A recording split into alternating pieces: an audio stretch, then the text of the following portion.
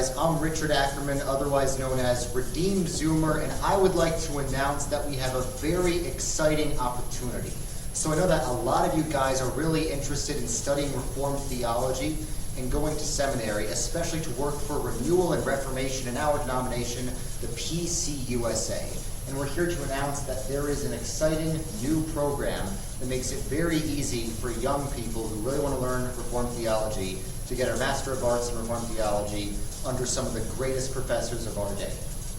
Yeah, and I just want to say I'm David Yancey, President of Presbyterians for the Kingdom, and I just want our guests to be able to introduce themselves as well. Hi, my name is Jeffery Bullock. I recently transitioned out of the presidency of the University of Dubuque and the University of Dubuque Theological Seminary, which is where Mart is housed. And we're in the second year of that program, and it's a privilege to be able to join this panel today. I'm Ryan Wolfer. I'm a first-year student at Dubuque. I'm currently in both the MDiv and the MARC programs, and I'm also an inquirer for ordination in the PCUSA. I'm really excited to tell you guys more. Awesome. So the MART program, the MA in Reformed Theology program, is run by Theology Matters, which has a partnership with the University of Dubuque. And our organization, Presbyterians for the Kingdom, is starting to work more and more with Theology Matters. So if you would like to get involved in the work we're doing, this is the avenue that we most recommend, especially because of all the great minds that are teaching this course. And I had a couple of questions for you guys. I guess I'll start with you, Dr. Bullock. I think you were one of the longest-serving PCUSA seminary presidents. Could you just talk about your time at Dubuque and how that's shaped you? Yeah, I'd be happy to. I was called to the University of Dubuque Theological Seminary in 1996 to be Dean of our Theological Seminary. I was a pastor in Seattle, Washington at the time. I'd served congregations in Pennsylvania and Washington State, and then was called to Dubuque. After 2 years of Dean of our seminary, I had been invited to consider becoming president of the university, and Dubuque is the only seminary in the denomination that's also part of a larger university. I declined the first time. I was approached a second time. I declined a second time. And then the third time I was approached, I thought, well, we probably better have a conversation. So after that conversation, after a period of time, I became president. Wonderful. So what did you see happen to PCUSA seminaries, say, in the last 30 years? Yeah. This is actually kind of a helpful time to reflect, I think, because I was so involved in it the last 30 years that I really haven't had the time to reflect much on those 30 years. What I can say is there has been a lot of significant change in the leadership of PCUSA seminaries. I between my time as dean and seminary and president, I served for 28 years so I think I was the longest serving member of what's called the Committee for Theological Education. And in that process, I added up once how many different presidents or deans, and I think I served along with maybe 45 or 50 different presidents or deans during that time, which is kind of astounding to me that I actually knew that many people, first of all. But what I can say, during that time, my experience was I absolutely loved my experience on that committee, sort of. The first part of it, to be honest with you, I was just bored out of my mind, and so I'd go to these meetings, but then I'd take books with me and read them under the table, and then finally I got chewed out once by a person who I very much respected for doing that, and after I felt ashamed, he pointed underneath the table, and he was doing the same thing as me, so he was reading them as well.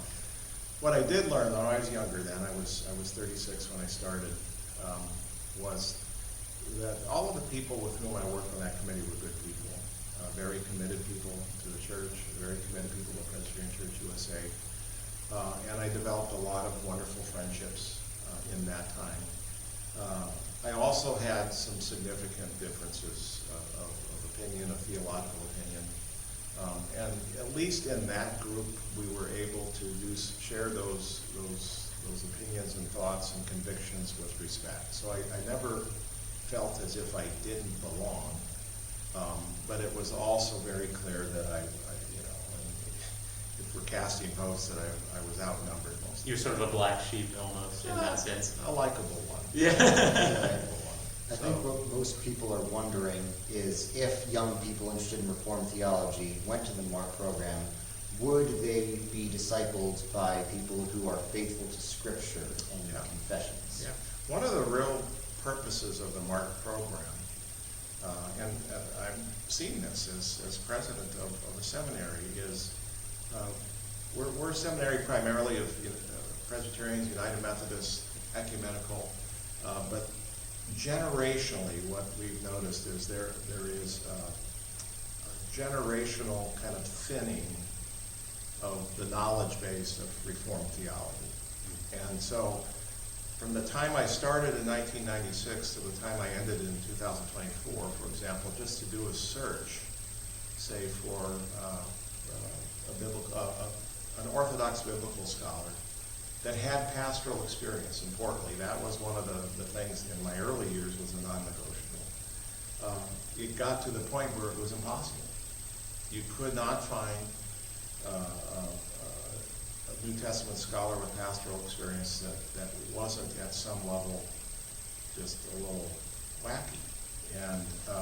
And so I think one of the real opportunities with the MARC program is it was an opportunity to, the Bible says without a vision people perish. Well, here's the vision. And to begin now with the wonderful introduction of distance education and relationships with Theology Matters, Lily, etc., to kind of renew an emphasis that through nobody's fault became a little too thin. And now this opportunity provides a lot more focus and deep focus, and it's an unapologetic way to be distinctive around a distinctive kind of theology. So I've got a question for you, Ryan. How has your experience been at Dubuque? It's been challenging at times, but overall it has been such a blessing. I've gotten involved in campus ministry as my job as a graduate assistant. It is ministry in a microwave. It is not the opportunity to just practice ministry on college students. You can do real damage, and you are doing ministry. As far as on campus, I'm so thankful for all the faculty there. Even though I disagree with many of them, they're going to love on you. There's disciple formation, there's dinners with faculty you get to have, and it has been such a blessing. They don't just want to crank out good students, they want you to graduate still a Christian. And that's a big emphasis that's lost on many of our seminaries, and I think it's becoming such that Dubuque is one of the few seminaries that still cares about the students graduating being still Christian. Yeah, and I'll just say this. As I researched seminaries, I found a sort of a gulf between the seminaries that essentially were there to graduate activists and those that were they want you to be a good solid pastor, but they act like the Enlightenment never happened. And those are the seminaries where you have 100+ credits, that kind of thing. But with this program, we remain orthodox and we still engage today's issues. We don't just throw the Westminster Catechism at people and just call it good. That's a big issue in a lot of the more conservative seminaries and denominations like the PCUSA, I'm thinking RTS, WTS. They crank out preachers who will preach old doctrines. They don't really engage with the higher level academics that are the reason those old doctrines fell out of favor. So to confront the issues of today, we can't retreat from them. Like you said, we can't pretend the Enlightenment never happened. Seems like this is a unique group of thinkers who know how to address these issues of today without succumbing to them, who know how to be as shrewd as serpents and as innocent as doves. I think one of the reasons for that, though, in the MARC program is every one of the professors, in addition to having their academic credentials, either is practicing or has practiced fundamentally as a pastor. And our argument at Dubuque has always been, we're first and foremost focused on preparing pastors to serve congregations, well-educated, well-informed, well-theologically informed pastors to serve congregations. And the MARC program does exactly that. So with the distance opportunities, we're able to recruit now, and all the accreditation and all of that is part of this. We're able to recruit pastors who have the credentials and the experience and the knowledge to teach in this program, where candidly we could not have done that 10 years ago. So it's really an innovative program that I think fills a void that has been sort of inexistent in most. This void has been apparent in much of mainline theological education for decades, and we're happy to be able to be a part of at least starting some renewal within the denomination. Yeah, and I'm speaking as the online guy who does online ministry. Most people these days learn theology online. Like if someone wants to learn Reformed theology, they won't necessarily walk up to their local seminary. They'll go listen to lectures about Reformed theology on YouTube. So I think the fact that so much of this MARC program is online is exactly what people need these days. It is online, but it's also relational. Yes. And I think when you get the two that intersect, there's a powerful, that's a powerful chemical reaction that I believe is needed in the church today. Yeah, and just adding to that, we recently finished up a week of in-person classes for the MARC program. We had a class in the morning, a class in the afternoon, and even after that, we would spend hours just talking theology with each other. We would ask about each other's families, and after just a week, we really bonded, and we want to walk with each other throughout all our days of ministry. Yeah, that sounds like a paradise to many theology nerds I know on the internet. Well, one final question for both of you guys. What makes the Masters of Art in Reformed Theology unique, as opposed to, say, degrees from other seminaries? I mean, like has already been said, there is this real lack of emphasis on Reformed theology these days, and with so many seminaries lessening their credit requirements just because of the pastor shortage, so we can push more people in pulpits. There is that need, but we don't go as deep. This is what this does. We spend time together, we go deep into Barth, we go into Calvin, we go into Augustine, and we drink from the well that our forefathers have drank from. And this is for the church. This is not just we get to learn things and stay in our ivory towers. This is for the church. It's not just a nerd out.